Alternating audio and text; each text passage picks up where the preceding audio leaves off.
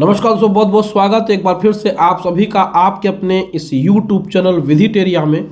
दोस्तों, मैं हूं एडवोकेट मंजीत त्रिपाठी। दोस्तों, आज के इस वीडियो में हम लोग डिटेल से जानेंगे कि अकाउंट NPA कब होता है।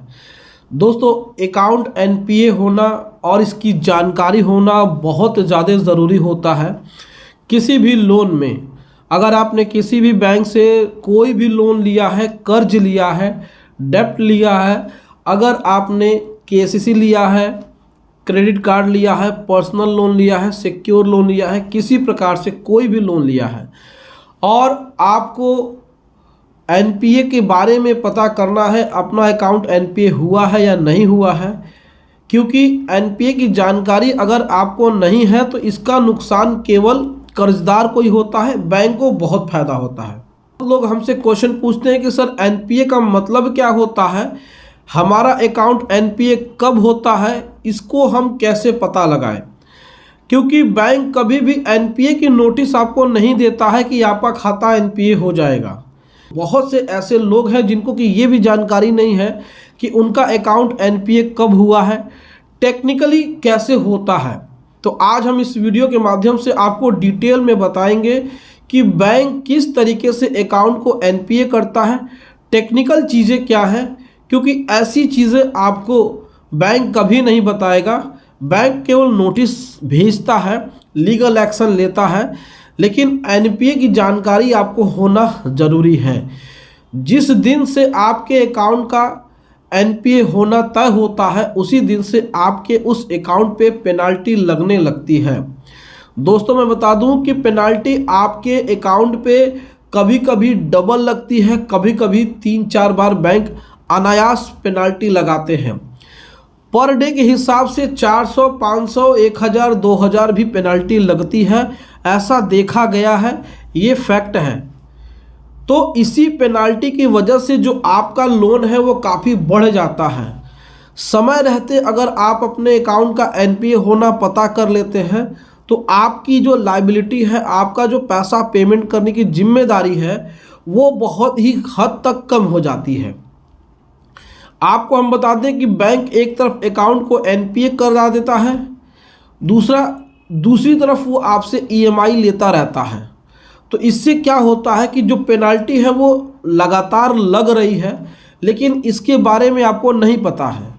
और लास्ट में ये होता है कि आपने देखा कि आपने पैसा पेमेंट कर दिया, लोन का एक बड़ा हिस्सा पेमेंट कर लिया और फिर भी लोन उतना बचा हुआ है।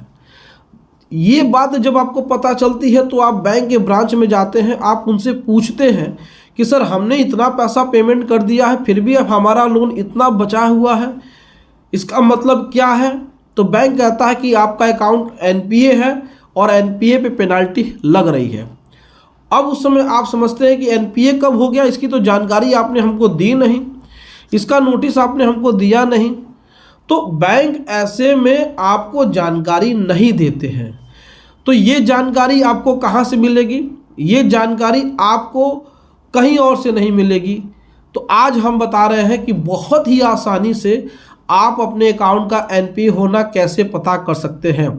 दोस्तों, ये वीडियो बहुत ही सीरियस वीडियो है, इसको आप बहुत ही गंभीरता से देखिए, क्योंकि ऐसे इन्फॉर्मेशन आपको नहीं मिलेंगे कहीं भी। और आप हज़ारों रुपये खर्च भी कर देंगे तो भी बैंक का मैनेजर या बैंक का रिकवरी एजेंट आपको NPA का बारे में नहीं बताएगा, क्योंकि इसी NPA से वो पैसे कमाते हैं। स्टेप बाय स्टेप आप वीडियो को देखते जाइए, आपको बहुत ही ज़्यादा इन्फॉर्मेशन मिलेगी। दोस्तों, समझ लीजिए कि आपने अगर अपनी EMI बाउंस की है, 4 EMI बाउंस की है, 5 EMI बाउंस की है, तो NPA होने के लिए 3 EMI का बाउंस होना ज़रूरी है। यानी कि अगर आपका अकाउंट 3 EMI बाउंस हो गई तो अकाउंट NPA हो गया। बहुत लोग कन्फ्यूजन है कि NPA होने के लिए लगातार किस्तों का बाउंस होना ज़रूरी है, लेकिन अगर आपने पहले की 2 किस्तें बाउंस कराई हैं, उसके बाद आपने पेमेंट करना शुरू कर दिया और बाद में एक आध किस्त और बाउंस हो गई तो भी आपका अकाउंट NPA हो जाता है। अब लोग कहते हैं कि सर हमने लगातार 90 दिनों तक NPA होने के लिए बाउंस नहीं कराया EMI, हमने लगातार 90 दिनों तक कोई डिफ़ॉल्ट नहीं किया तो हमारा अकाउंट कैसे NPA हो गया। लेकिन यही टेक्निकल चीज़ें आपको समझने की ज़रूरत है, क्योंकि बैंक का जो सिस्टम है, कंप्यूटर है, जहाँ पे आपके अकाउंट का लेखा जोखा, ब्यौरा, बैलेंस शीट, अकाउंट का डिटेल जो उसमें फ्लैश होता है, जो फिट होता है, उसमें हर महीने जैसे जैसे आप पैसे डालते जाते हैं वो सिस्टम वाइज डेबिट क्रेडिट होता रहता है। अब आपकी 2 EMI पेंडिंग पहले से बता रहा है, लेकिन बैंक उसमें पैसे डाल करके उसको रेगुलर नहीं करेगा जब तक आप उसको पे नहीं करेंगे। तो आपकी 2 किस्तें पहले से बाउंस चल रही हैं और आपने एक बार फिर से एक किस्त बाउंस कर दी, तो आपने कहा कि सर हमारा ये लगातार नहीं है, लेकिन बैंक की नज़र में 3 किस्तें बाउंस हो गई और यहीं पे आपका अकाउंट NPA हो गया। और इसके बाद जो भी आप पैसा पेमेंट करेंगे EMI के रूप में, आपका EMI के रूप में आपकी पेनल्टी लगनी शुरू हो जाएगी। अब EMI का पैसा आप दे रहे हैं, लेकिन पेनल्टी का पैसा बैंक काट ले रहा है। अब इसके बाद यही लोन आपका बढ़ते बढ़ते डिफ़ॉल्ट होते होते एक पहाड़ हो जाता है और उसके बाद आप जब बैंक में पहुंचते हैं, बैंक आपको 13(2) 13(4) की नोटिस देती है, तो आप कहते हैं कि सर मेरा तो EMI जा रहा है, आपने हमको 13(2) की नोटिस और 13(4) की नोटिस कैसे दे दिया? तो बैंक कहता है कि साहब आपका अकाउंट पहले से ही NPA चल रहा है। तो इस समय जब आप पूछते हैं कि आपका अकाउंट NPA कैसे हुआ, कब हुआ, इसकी नोटिस आपने हमको नहीं दी, तो ये बैंक कहता है कि हमारी जिम्मेदारी नहीं है कि हम आपको बताएं कि आपका अकाउंट NPA होने वाला है और इसकी हम आपको पहले सूचना दे रहे हैं। बैंक इसी का फ़ायदा उठा करके आपके लोन में बढ़ोतरी करता है, लोन को बढ़ा देता है और फिर आपसे ज़्यादा पैसे वसूलता है। तो हमेशा याद रखिए कि 3 EMI अगर बाउंस हुई है और वो आगे पीछे भी हुई है तो भी आपका अकाउंट NPA हो जाएगा। तो आप हर 1.5 से 2 से 3 महीने के अंतराल पे अपना स्टेटमेंट लेते रहिए। अगर आपकी कोई EMI पहले डिफ़ॉल्ट है तो आप उसको पे करके अकाउंट में पैसे डाल करके उसको रेगुलराइज कर दीजिए, नहीं तो आपका आने वाला भविष्य खतरे में पड़ जाएगा। आप पैसा पेमेंट करेंगे, नुकसान आपका हो जाएगा, क्योंकि आप तो ये सोच रहे हैं कि हमारी अभी 36 EMI में से केवल 30 बची है या केवल 6 बची है या 24 EMI, जितने भी मंथ की आपने EMI बनाई है। लेकिन यहाँ पे तो पता चलता है कि NPA अकाउंट हो गया है। अब बैंक तो लीगल एक्शन ले रहा है।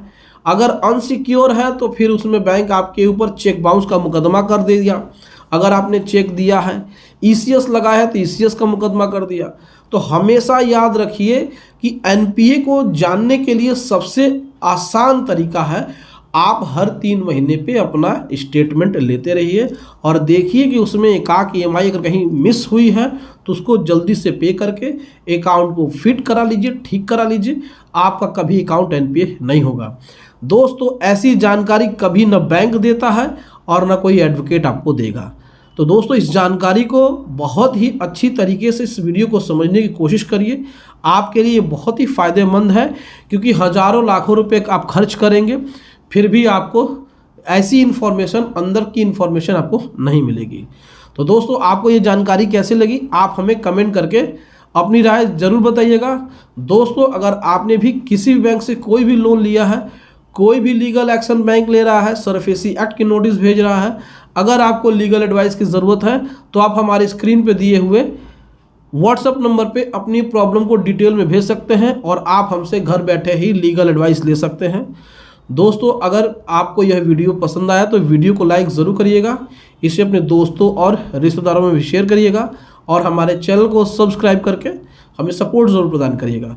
दोस्तों, मिलते हैं अगली वीडियो में एक नए टॉपिक के साथ। तब तक आप अपना और अपने पूरे परिवार का ध्यान जरूर रखिएगा। Thank you so much.